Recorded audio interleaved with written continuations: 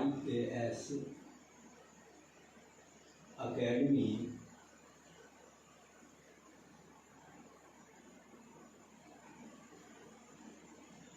ठाकुर द्वारा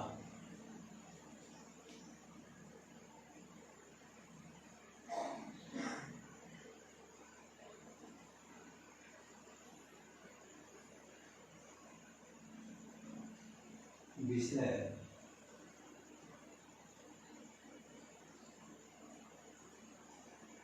भौतिक विज्ञान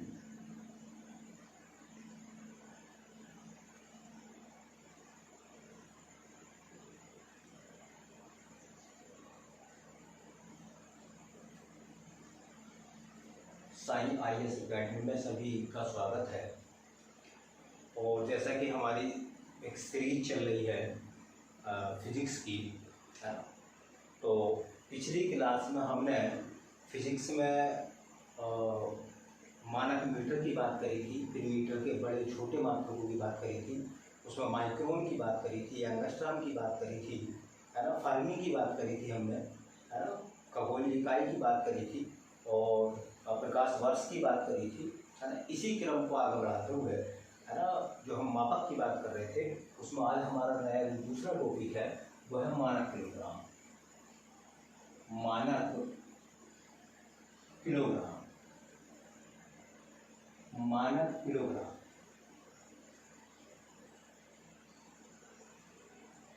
मानक किलोग्राम। सवाल ये है कि जब दौर शुरुआती होगा, है ना, लोगों के पास में मापने के लिए आज की तरह बाट नहीं होंगे, तब भी लोग वस्तुओं का आदान प्रदान करते होंगे, लेकिन जो आदान प्रदान होता होगा वो एक अनुमान में होता होगा, है ना, वो एक अनुमान में होता होगा। ठीक, जैसे कि मैंने पहले बताया था कि अंतर्राष्ट्रीय माप और तोल का जो ब्यूरो है ना, वो पेरिस के पास सेविस में है। उन्होंने किलोग्राम को निर्धारित करा कि 1 किलोग्राम कितना होना चाहिए। ठीक है, 1 किलोग्राम कितना होना चाहिए।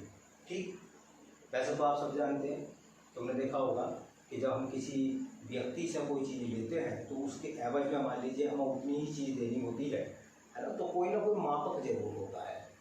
जैसे कि मान लीजिए हमारे घरों में होता है कि हम पड़ोसी से आटा लेकर आते हैं, तो हमने 2 टिफिन आटा ले लिया। ठीक, अब उसे जब वापस लौटाएंगे हम तो वही टिफिन होगा, उसी टिफिन से हम 2 टिफिन आटा जो वापस देंगे, तो टिफिन जो है उसका एक मापक हुआ या नहीं हुआ? जो डिब्बा है, टिफिन है ना, वो उसका एक मापक हो गया। ठीक, लेकिन ये मापक अंतर्राष्ट्रीय नहीं है, ये इंटरनेशनल लेवल का नहीं है ना। ठीक है, तो वस्तुओं को तोलने के लिए, मापने के लिए एक मानक बनाया गया, और वो मानक बनाया गया अंतर्राष्ट्रीय माप तोल ब्यूरो के द्वारा, जो कि सेविस में है, पेरिस के पास, है ना। सेविस में है, पेरिस के पास। तो उन्होंने मानक किलोग्राम को कितना निर्धारित करा? देखिए, मानक किलोग्राम कितना बताया? मानक किलोग्राम का मतलब है, उन्होंने कहा कि 1 किलोग्राम कितना होगा, 1 किलोग्राम कितना होना चाहिए। तो उन्होंने 1 किलोग्राम निर्धारित किया अपनी तरफ से, और वो 1 किलोग्राम था, है ना, वो 1 किलोग्राम था एक बेलनाकार वस्तु या एक छड़ के द्रव्यमान के तुल्य। ठीक, ये जो बेलन है, ये बेलन मैंने पहले बताया था, ये प्लेटिनम इरिडियम, प्लेटिनम इरिडियम से बने बेलन का द्रव्यमान। ये अंतर्राष्ट्रीय माप तोल ब्यूरो ने एक बेलन, प्लेटिनम इरिडियम का बेलन लिया, और उस बेलन का जितना द्रव्यमान था उसको उन्होंने कहा कि दुनिया में इतना ही वजन 1 किलोग्राम माना जाएगा, जितना इस प्लेटिनम इरिडियम बेलन का द्रव्यमान है, उसको 1 किलोग्राम निर्धारित करा। डेफिनेशन, परिभाषा, जैसे कि मैंने पहले बताया है कि डेफिनेशन, ये परिभाषा जो है ना, वो आप बना सकते हैं कि एक मानक किलोग्राम वह द्रव्यमान है जो पेरिस के निकट सेविस में माप और तोल के अंतर्राष्ट्रीय ब्यूरो में 0 डिग्री सेंटीग्रेड ताप पर रखे प्लेटिनम इरिडियम मिश्र धातु से बने एक बेलन के द्रव्यमान के तुल्य है। तो उन्होंने कहा कि देखिए प्लेटिनम इरिडियम से बना जो बेलन होगा उस बेलन का जितना वजन है वही वजन क्या माना जाएगा, 1 किलोग्राम माना जाएगा। समय बदलकर चला गया और समय के साथ साथ 1 किलोग्राम की दूसरी परिभाषा आ गई। क्या परिभाषा थी? उन्होंने कहा कि देखिए 1 किलोग्राम कितना होगा, 1 किलोग्राम कितना होना चाहिए। तो उन्होंने कहा कि 1 किलोग्राम जो होगा वो शुद्ध जल के 1 लीटर का द्रव्यमान, शुद्ध जल के 1 लीटर का द्रव्यमान, लीटर का द्रव्यमान। उन्होंने कहा कि 1 किलोग्राम कितना होगा, आपने देखा कि लीटर होता है ना, 1 लीटर जो होता है इससे हम दूध नापते हैं। तो उन्होंने कहा कि 1 किलोग्राम वजन कितना होना चाहिए। तो उन्होंने कहा कि जितना 1 लीटर होता है उसमें आप शुद्ध जल भर लो, शुद्ध जल का जितना वजन होगा वो 1 किलोग्राम माना जाएगा। शर्त उसकी रखी गई थी कि शुद्ध जल तो होगा लेकिन शुद्ध जल का जो ताप होगा, ताप वो होना चाहिए 4 डिग्री सेंटीग्रेड और उसका जो दाब होना चाहिए वो सामान्य वायुमंडलीय दाब, सामान्य वायुमंडलीय दाब, सामान्य वायुमंडलीय दाब के बराबर होना चाहिए, है ना। तो 1 किलोग्राम कितना निर्धारित किया गया, उन्होंने कहा 1 किलोग्राम वजन कितना होगा, 1 किलोग्राम वजन कितना होगा। तो उन्होंने कहा कि शुद्ध जल का जो 1 लीटर होता है उसका द्रव्यमान मीन्स वजन, शुद्ध जल का जो 1 लीटर होता है उसका जो वजन है वो 1 किलोग्राम के बराबर होगा, बशर्ते उस जल का तापमान 4 डिग्री होना चाहिए और उसका दाब वायुमंडलीय दाब के बराबर होना चाहिए, है ना। इसकी परिभाषा कैसे दे सकते हैं, इसकी डेफिनेशन उन्होंने दी। उन्होंने कहा कि 4 डिग्री सेंटीग्रेड ताप पर और सामान्य वायुमंडलीय दाब पर शुद्ध जल के 1 लीटर का द्रव्यमान 1 किलोग्राम कहलाता है।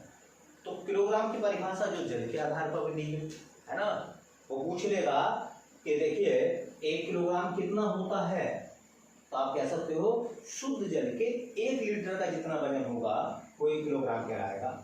फिर समय बदला और एक तीसरी डेफिनेशन और आ गई। तीसरी डेफिनेशन क्या थी 1 किलोग्राम की, कि 1 किलोग्राम कितना होना चाहिए, 1 किलोग्राम कितना होना चाहिए, ये तीसरी परिभाषा है ना। तो उन्होंने कहा कि कार्बन बाधक, आपने सुना होगा ना कार्बन के 3 समस्थानिक होते हैं, कार्बन 12, कार्बन 13, कार्बन 14। कार्बन 14 से हम जीवाश्मों की आयु ज्ञात करते हैं कार्बन डेटिंग विधि के द्वारा, है ना, वो बात अलग है, केमिस्ट्री में हम लोग पढ़ेंगे। तो 1 किलोग्राम उन्होंने कहा कि कार्बन 12 के 5.0188 गुणा 10 की घात 25 परमाणुओं के द्रव्यमान के तुल्य, तुल्य मतलब बराबर। देखो तीसरी डेफिनेशन में उन्होंने कहा कि कार्बन 12 के 5.0188 गुणा 10 की पावर 25 आप परमाणु ले लो, उन परमाणुओं को तोल लो, उन परमाणुओं को जब आप तोलोगे तो उसका वजन 1 किलोग्राम आएगा। अगर मैं सवाल आपसे उल्टा पूछ लूं, मैं सवाल उल्टा इस प्रकार से पूछ लूं कि बताओ 1 किलोग्राम में कार्बन 12 के कितने परमाणु होते हैं, 1 किलोग्राम में कार्बन 12 के कितने परमाणु होते हैं। तो शायद कुछ बच्चे कहेंगे कि हमने कौन से गिने हैं, है ना, कौन से फॉर्मूले से निकाले, कुछ नहीं। देखिए 1 किलोग्राम में कार्बन 12 के 5.0188 गुणा 10 की पावर 25 परमाणु होते हैं और इन सभी परमाणुओं का जो द्रव्यमान होता है, जो वजन होता है, वही कितना माना गया है, 1 किलोग्राम माना गया है। उसी वजन को हम क्या बोलते हैं, 1 किलोग्राम बोलते हैं, है ना। वैसे ही बेसिक चीजें हैं, ये हमें पता होनी चाहिए हालांकि कॉम्पिटिटिव एग्जाम में बहुत कम केस ऐसे होते हैं जो यहाँ से क्वेश्चन पूछे जाते हैं। क्वेश्चन पूछने की जगह है, मैं बताऊंगा कौन से क्वेश्चन यहाँ से पूछे जाते हैं। ठीक, देखिए आगे, जैसे मैंने बताया था कि दूरी के बड़े मात्रक भी होते हैं, दूरी के छोटे मात्रक भी होते हैं। इसी प्रकार से द्रव्यमान के बड़े मात्रक भी होते हैं और द्रव्यमान के छोटे मात्रक भी होते हैं। ठीक, द्रव्यमान के बड़े मात्रक भी होते हैं और द्रव्यमान के छोटे मात्रक भी होते हैं।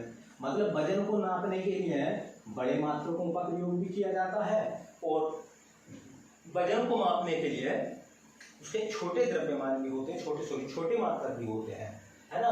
तो पहले हम बात कर रहे हैं द्रव्यमान के बड़े मात्रक।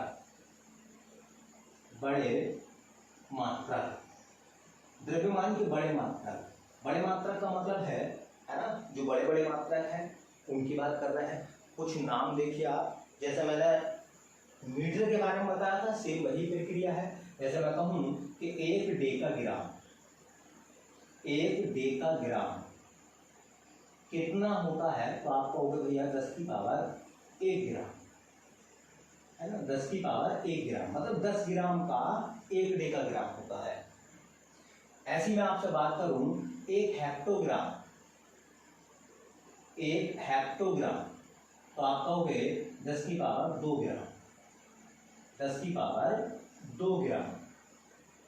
10 की पावर 2 का मतलब कितना हो गया बेटा 100, मतलब 1 हेक्टोग्राम में 100 ग्राम होते हैं। अगर मैं कहूं 1 किलोग्राम कितना होता है, 1 किलोग्राम, तो आप क्या कहोगे 1000 ग्राम। 1 किलोग्राम में 1000 ग्राम होते हैं ना, तो उसमें हम लिखते हैं 10 की पावर 3 ग्राम, है ना। 1 मेगाग्राम होता बेटा 10 की पावर 6 ग्राम, है ना। ऐसे ही 1 गीगाग्राम 10 की पावर 9 ग्राम। बिल्कुल वही है जैसे मैंने आपको बताया था दूरी वाले केस में, है ना। ऐसी 1 टेराग्राम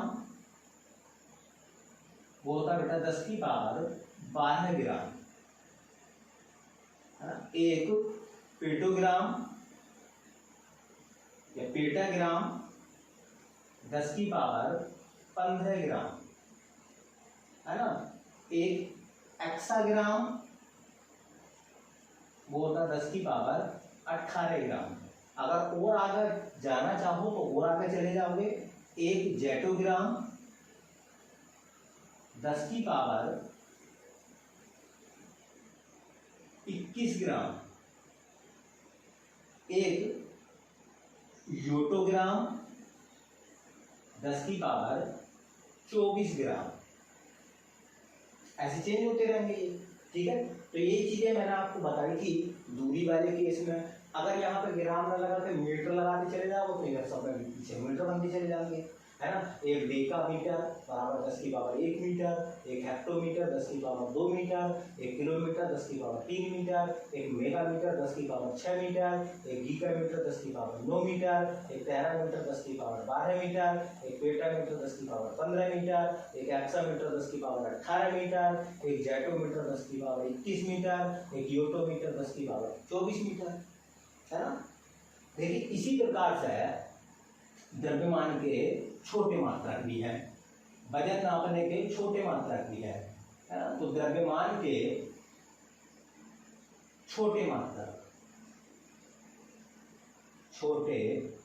ग्राम से भी छोटे हैं वो, है ना। द्रव्यमान के छोटे मात्रक, द्रव्यमान के छोटे मात्रक कौन कौन से होते हैं, जैसे बेटा 1 डेसीग्राम बराबर होता 10 की पावर -1 ग्राम, है ना। 1 सेंटीग्राम 10 की पावर -2 ग्राम। 1 मिलीग्राम, ये तो सुना ही होगा आपने, 1 मिलीग्राम 10 की पावर -3 ग्राम, है ना। 1 माइक्रोग्राम, ठीक, उसे कहते हैं 10 की पावर -6 ग्राम। ऐसे ही एक नैनोग्राम 10⁻⁻9 ग्राम, है ना। ऐसे ही एक पिकोग्राम, उसको बोलते हैं 10⁻12 ग्राम, है ना। एक फेम्टोग्राम, जिसको हम फर्मी बोलते थे, 10⁻15 ग्राम। एक एटोग्राम, एटो या ओटो, 10⁻18 ग्राम। एक जेप्टोग्राम, 10⁻21 ग्राम। एक योक्टोग्राम, 10⁻24 ग्राम। अगर इसी चीज को मीटर में आप तब्दील करोगे तो ऐसे ही पढ़ा जाएगा। एक डेसीमीटर मीटर में पढ़ोगे तो सबके मीटर बनाते चले जाओ, सबके मीटर बनते चले जाएंगे। तो जो चीजें हमने पढ़ी थी बेटा मीटर के बारे में, दूरी के बारे में, बिल्कुल सेम है द्रव्यमान के बारे में, है ना। कई एग्जामों कभी कभी ऐसा पूछ लेता, बताओ एक गीगा ग्राम कितने ग्राम के बराबर होता है, एक नैनोग्राम कितने ग्राम के बराबर होता, ये पूछ ले जाता। तो गीगा में पावर प्लस में आती है हम लोग और नैनो में माइनस में आती है हम, है ना।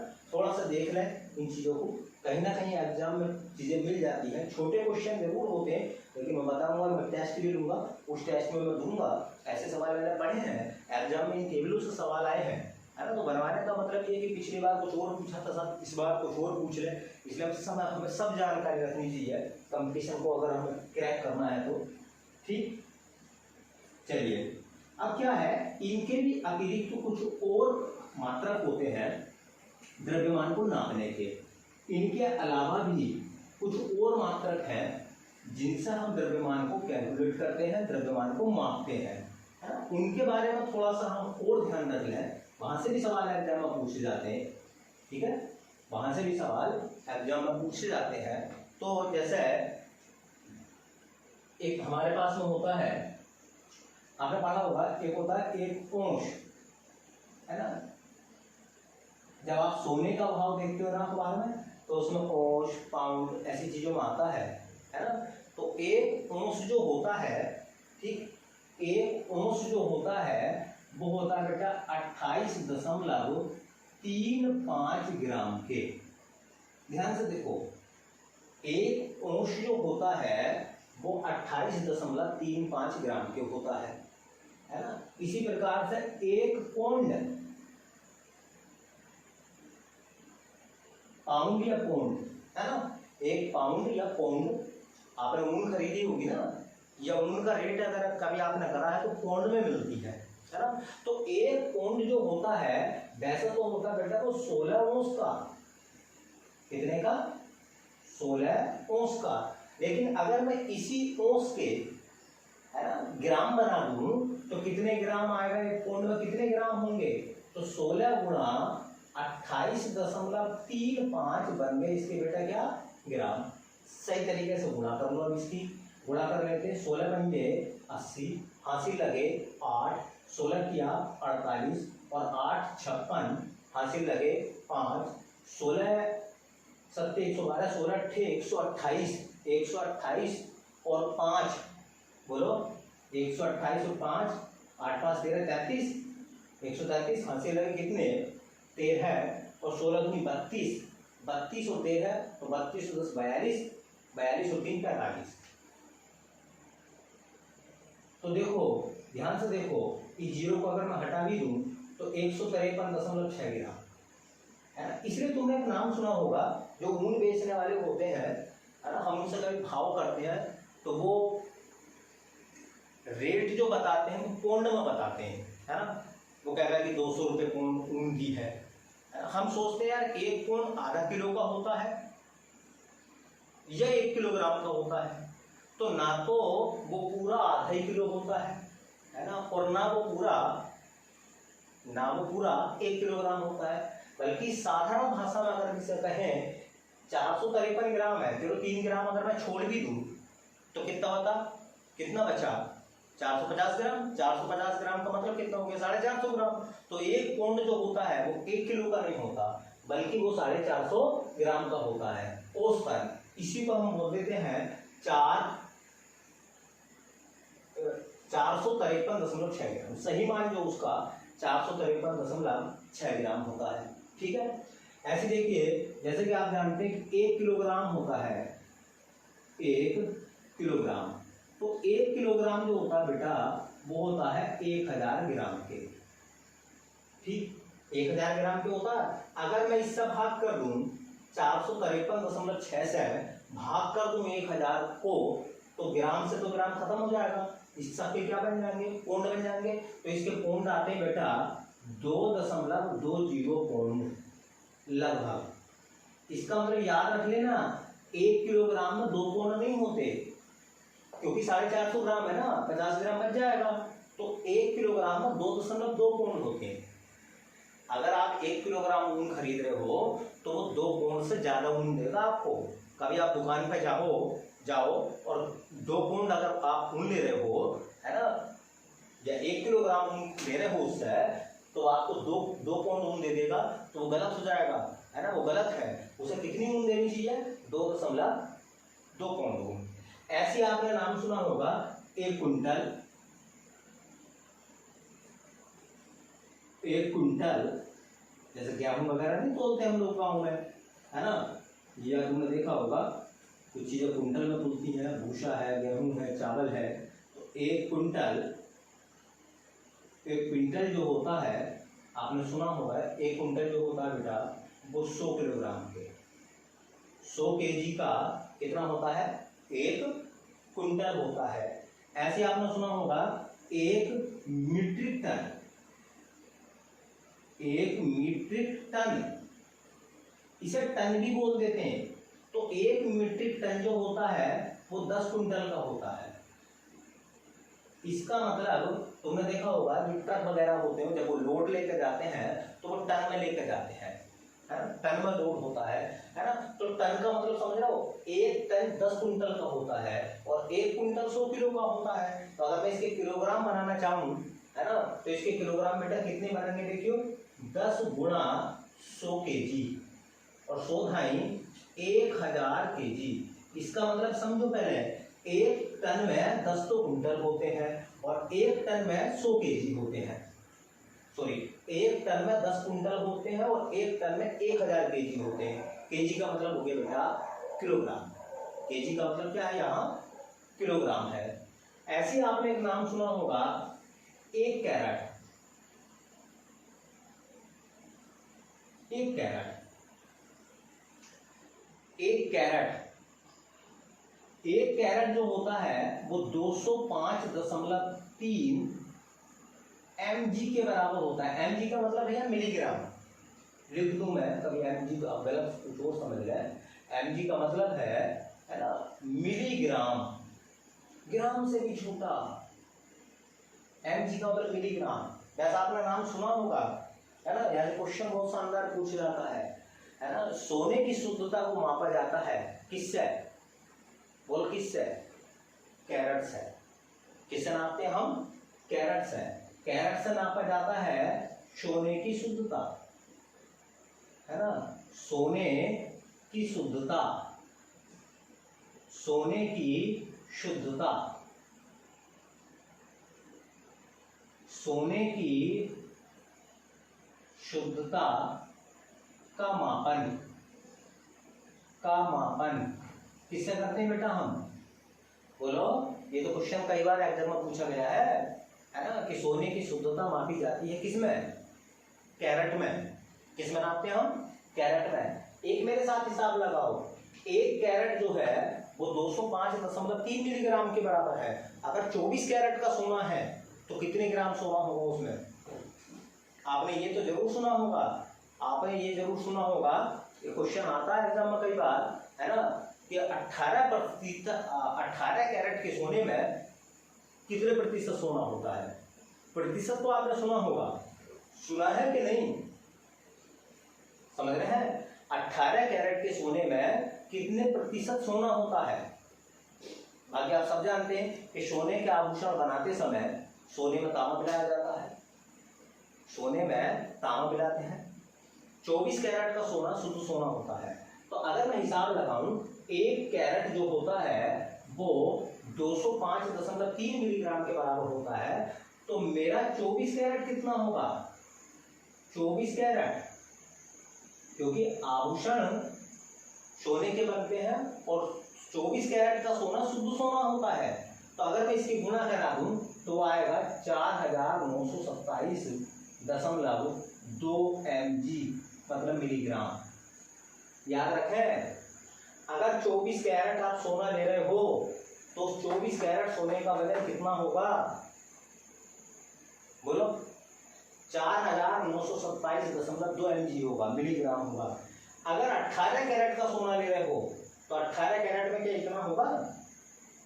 भाई 18 कैरेट में इतना नहीं होगा, है ना। हिसाब लगा सकते हो, 18 कैरेट का 4927.2 गुणा 18/24 कर लो आप, मान निकल जाएगा उसका। तो तुमने ये तो जरूर पढ़ा होगा एग्जाम में, ये तो कुछ चीजें एग्जाम में जरूर पढ़ी होंगी, है ना, कि 24 कैरेट में कैरेट बराबर होता है 100% सोना। 24 कैरेट में 100% सोना होता है, तो 18 कैरेट में कितना सोना होगा? 18 कैरेट में तो 100 गुणा 18/24 आप कर लोगे तो 18, 24 जमा लो, 18 को काट दो, 36 18, 6 चौका 24, 25 चौका 100, 25 दिया 75%, 75% सोना हो गया।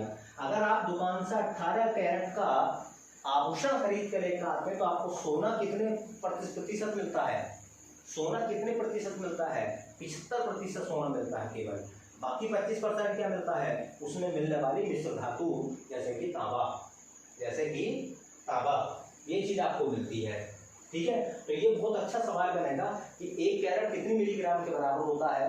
तो 205.3 मिलीग्राम के। और तो 24 कैरेट अगर मैं सोना खरीदता हूँ, 24 कैरेट लेता हूँ तो कितना आएगा? 4927.2 मिलीग्राम के। सोने की शुद्धता को किस चीज से नापते हैं? तो कैरेट में नापते हैं, है ना। 24 कैरेट जो होता है वो 100% सोना होता है। 18 कैरेट में कितना आएगा? 75%। अगर वो 16%, अगर वो 20 कैरेट का हिसाब निकलवाता, हम कहते हैं 20 लिख देते, 20/24 कर लेते। ठीक है, चलिए ऐसे देखिए,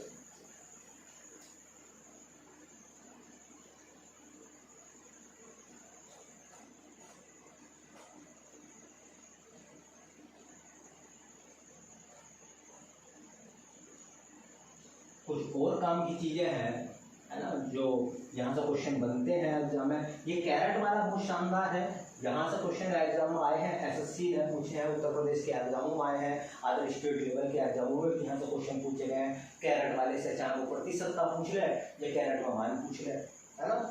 तो देखिए आगे ऐसी होता है एक AMU। पहले तो आप इसको समझाएं, इसको हम पूरा नाम बोलते हैं एटॉमिक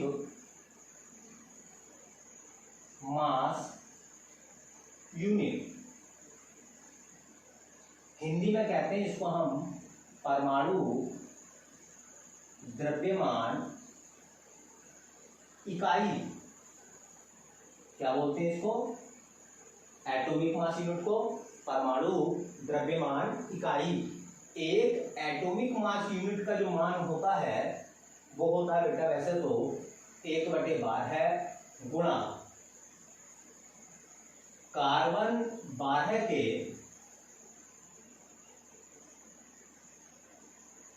परमाणु का द्रव्यमान।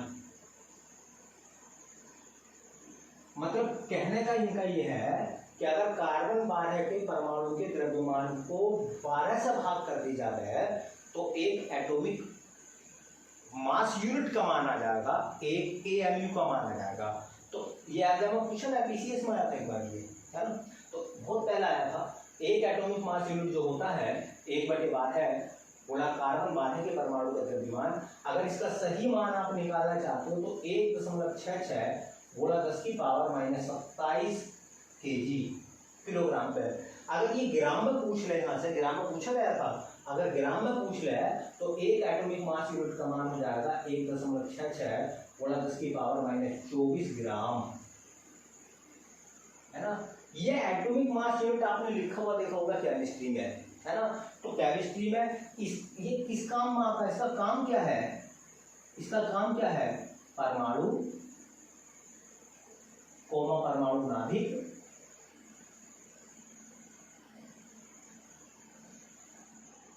कोमा परमाणु कण या कणों जैसे इलेक्ट्रॉन, प्रोटॉन, न्यूट्रॉन, है ना, का द्रव्यमान मापना, द्रव्यमान मापना, है ना। अगर वो आपसे ये कह रहा है कि बताओ इलेक्ट्रॉन का द्रव्यमान किस चीज में नापते हैं आप, तो आपका हो गया एटॉमिक मास यूनिट में। वो कहेगा कि प्रोटॉन का द्रव्यमान किस में नापते हैं, एटॉमिक मास यूनिट में। न्यूट्रॉन का द्रव्यमान किस में नापते हैं, एटॉमिक मास यूनिट में। परमाणु का द्रव्यमान किस में नापा जाता है, एटॉमिक मास यूनिट में। परमाणु नाभिक का द्रव्यमान किस में हम नापते हैं, एटॉमिक मास यूनिट में। अगर किलोग्राम में पूछेगा तो इतने के बराबर होता है 1.66 गुणा 10 की पावर माइनस 27, और अगर ग्राम में पूछेगा तो 1.66 गुणा 10 की पावर माइनस 24 ग्राम के बराबर, है ना। तो ये एटॉमिक मास यूनिट की बात हो गई, ठीक।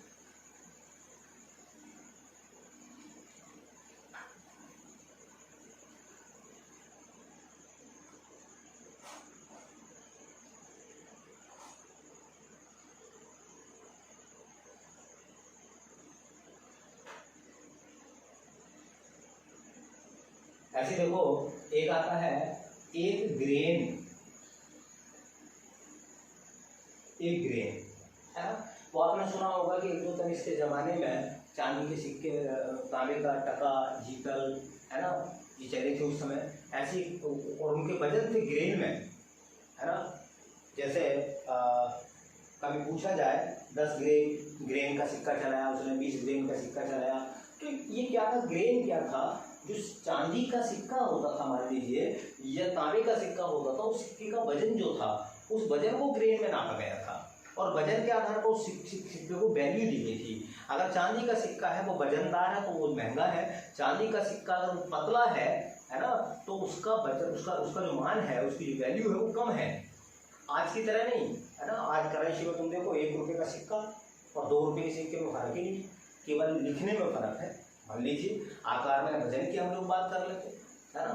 लेकिन उस समय इतिहास में जो ग्रेन में मुद्राएं चलती थी, तो उन मुद्राओं के अगर चांदी का ग्रेन चल दिया है तो उसके वजन पर निर्भर करेगा, है ना, तो उसका वजन कितना था, है ना। तो ग्रेन खास तौर से हम देखें तो ग्रेन जो है वो वजन की इकाई है, और इसके बारे में कहा जाता है कि एक ग्रेन जो होता है वो होता बेटा 64.8 mg के, मिलीग्राम के, है ना। जैसे जीतल होता था 178, है ना, ग्रेन का, है ना। तो 178 ग्रेन था, तो 178 गुणा 64.8 मिलीग्राम, उसके मिलीग्राम बन जाएंगे, ग्राम मिलीग्राम से ग्राम आप बना लोगे, है ना। तो याद रखो एक ग्रेन जो होता है वो 64.8 मिलीग्राम के बराबर होता है। और ग्रेन उस जमाने में उस समय ग्रेन से हम क्या नापते थे, ग्रेन से सिक्कों का वजन नापा जाता था। तो ग्रेन जो है वो भी द्रव्यमान का मात्रक है, वजन का मात्रक है ना। ऐसे एक नाम आपने सुना होगा, आपने नाम सुना होगा 1CSL। अब पहले तो 1CSL का मान कितना होता है, तो होता है 1.44 गुणा सूर्य का द्रव्यमान, सूर्य का द्रव्यमान। अगर हम सूर्य के द्रव्यमान को 1.44 से गुणा कर दें, सूर्य के वजन को, वही क्षण की बात चल रही है, अगर हम 1.44 से गुणा कर दें तो बेटा उसका बन जाएगा 1CSL। अब CSL क्या है, C से तो बनता बेटा चंद्र, S से बनता शेखर,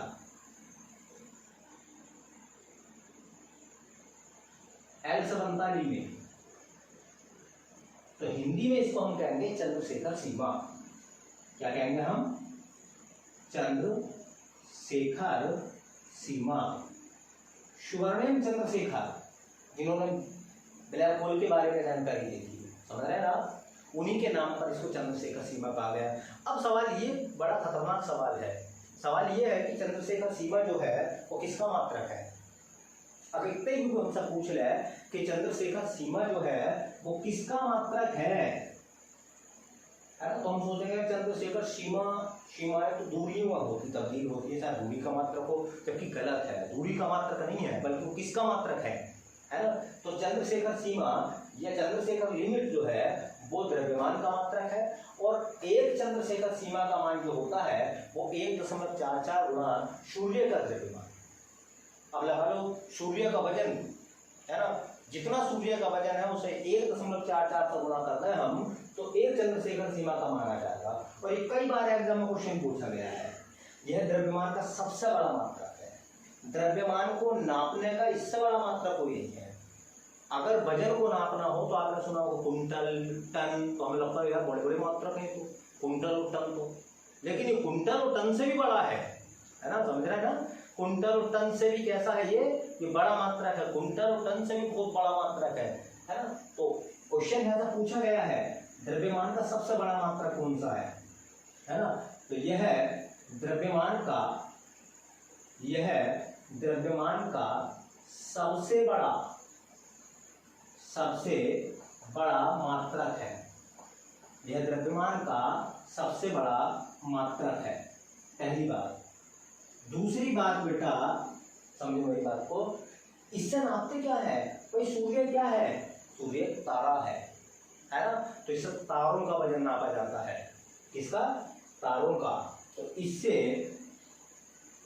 इससे तारों का, तार वायर नहीं, स्टार्स की हम बात कर रहे हैं जो आकाश में दिखाई देते हैं, आसमान में दिखाई देते हैं। तो इससे तारों का द्रव्यमान मापा जाता है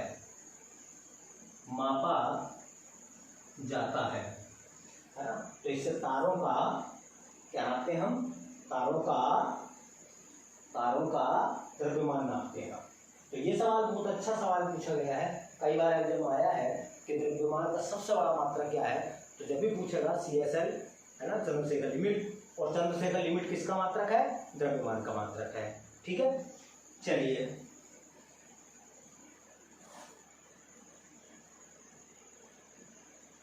देखिए, जैसे जैसे राजवंश बदलते चले गए इतिहास के पन्नों में, वैसे वैसे मापक भी बदलते चले गए, है ना। ठीक है भाई, सिंधु घाटी की सभ्यता में तो हमें कहीं माप तोल के बारे में कोई ज़्यादा जानकारी नहीं मिलती, लेकिन वैदिक काल के बाद अगर हम देखें है ना, गुप्त काल में, मौर्य काल में, ठीक है, मौर्य काल में, गुप्त काल में, कुषाण वंश में, है ना, मुगल काल में, यहाँ पर मात्रक अलग अलग आते चले गए द्रव्यमान के। लेकिन हमारे ऊपर जो ज़्यादातर प्रभाव पड़ा, अगर हम उस सब चीज़ों को देखें तो ब्रिटिश काल का पड़ा, है ना। तो थोड़ी सी बात करनी बस, है ना। ब्रिटिश काल में मात्रक, द्रव्यमान की मात्रा, हम द्रव्यमान की बात कर रहे हैं, है ना। ये देख रहे हैं ब्रिटिश काल में द्रव्यमान की मात्रा, द्रव्यमान के मात्रा। हम बात कर रहे हैं अपने दादा और परदादा की, है ना। वो भी तो अंग्रेजों के ज़माने में थे, पर पिताजी मान लो नहीं थे तो दादा होंगे, दादा तो अगर नहीं है मान लो तो परदादा तो जरूरी होंगे। अगर हम, है ना, तो वंशावली की अगर अपनी बात करें तो उस जमाने में ग्राम, किलोग्राम, कुंटल, टन, है ना, ये सब नहीं थे, याद रख लें। ग्राम, किलोग्राम, कुंटल, टन, ये सब चीज़ें नहीं थी उस जमाने में। कुछ और मापक थे। मैंने कहा नहीं पीछे कि जैसे जैसे इतिहास में काल बदलता चला गया, नापने और तोलने की व्यवस्था बदलती चली गई, है ना। किसी ने गजे बाबरी का प्रयोग करा तो किसी ने गजे सिकंदरी का प्रयोग करा, है।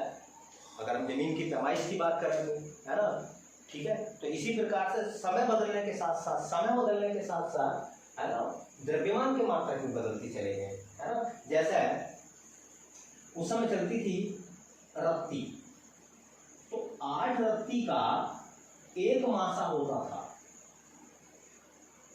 मासा वजन का मात्रक था, रत्ती भी वजन का मात्रक था। तो 8 रत्ती का 1 मासा होता था, है ना। 12 मासे का 12 मासा का 1 तोला होता था। 5 तोले का तोला जानते हो ना, सोना वगैरह खरीदते हैं। देखो तोला कितना छोटा होता है ना। 1 तोले की जंजीर बनाई किसी आदमी ने, है ना, कितनी छोटा हो गया। उससे भी छोटा मासा, उससे भी छोटा रत्ती सब में छोटा होता था, है ना। तो 5 तोले का 1 छटांग होता था, ठीक। 16 छटांग का